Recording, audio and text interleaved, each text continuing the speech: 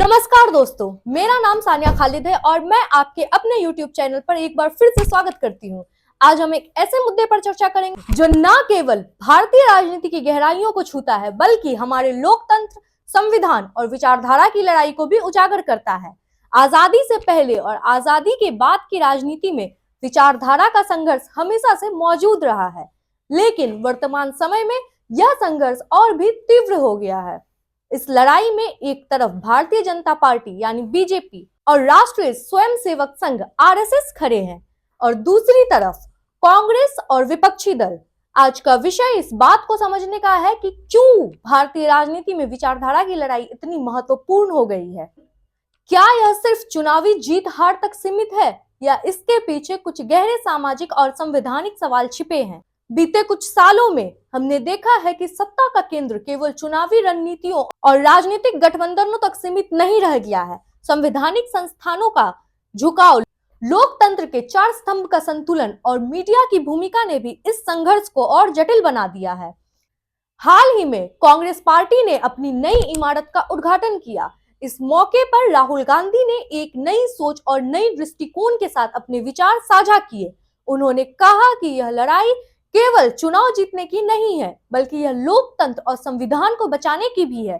उन्होंने सीधे सीधे चुनाव आयोग की पारदर्शिता पर सवाल उठाए।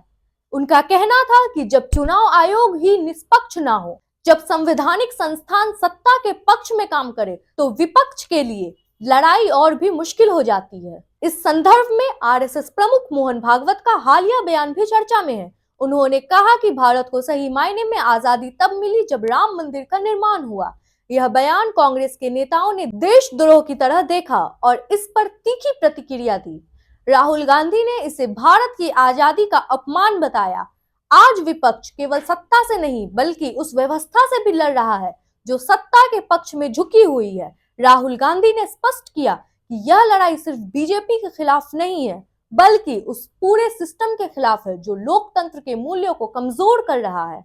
क्या है समाधान? इस सवाल का जवाब खोजना आसान नहीं है, लेकिन राहुल गांधी और अन्य विपक्षी नेता एकजुट होकर यह संकेत दे रहे हैं कि इस लड़ाई को केवल चुनावी राजनीति के जरिए नहीं, बल्कि जनता के बीच जाकर उनके मुद्दों को समझकर और संविधान की रक्षा के लिए खड़े होकर लड़ा जा सकता है।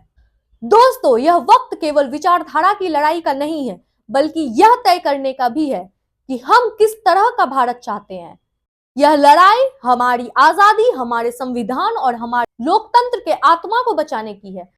अगर आपको यह वीडियो और हमारी चर्चा पसंद आई हो तो इसे लाइक करें, शेयर करें, चैनल को सब्सक्राइब करना न भूलें और अपने विचार हमें कमेंट्स में जरूर बताएं। अगले वीडियो में फिर मिलते हैं, तब तक के लिए नमस्कार।